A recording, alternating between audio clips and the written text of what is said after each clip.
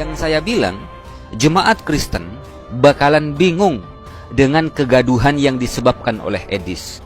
Pasalnya, menurut Edis, penyaliban Yesus adalah rencana iblis. Menurut para pendeta mayoritas, itu adalah rencana Bapa gitu. Jadi muncul banyak kubu, teman-teman. Ada 4 kubu ya. Yang pertama, Edis, penyaliban rencana iblis.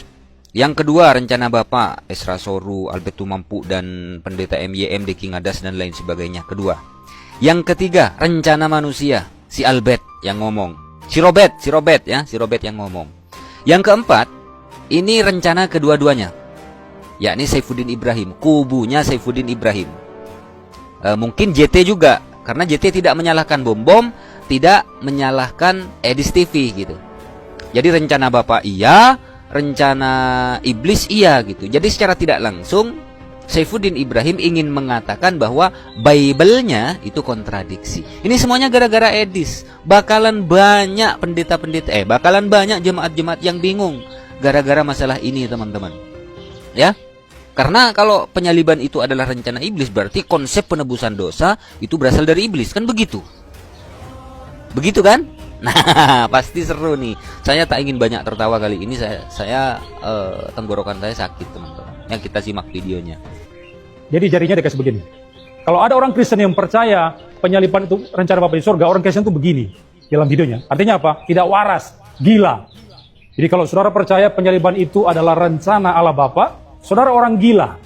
Saya percaya itu berarti saya orang gila. Itu tuduhan Edis ya. Lalu yang kedua, waktu dia bilang begitu, ini marah ini pendeta bom-bom namanya. Ini marah, diundang oleh si Edis. Mana Edis? Masuk ke roomku. Jadi dia undang Edis masuk ke TikToknya dia, lalu mereka diskusi situ. Lalu ditanya sama pendeta bom-bom ini, Pak Edis bagaimana? Apakah Anda memang percaya penyaliban adalah rencana iblis dan bukan rencana Bapak? Edis bilang, iya benar. Nah, coba tunjukkan dalilmu, dibilang. Apa dasarmu ngomong seperti itu? Lalu Edis bilang, ini kalimat Edis semua ini.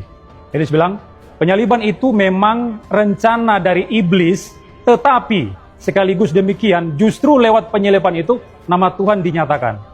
Yohanes 8, ini teks yang diangkat. Lalu ahli-ahli Taurat berusaha untuk membinasakan Yesus.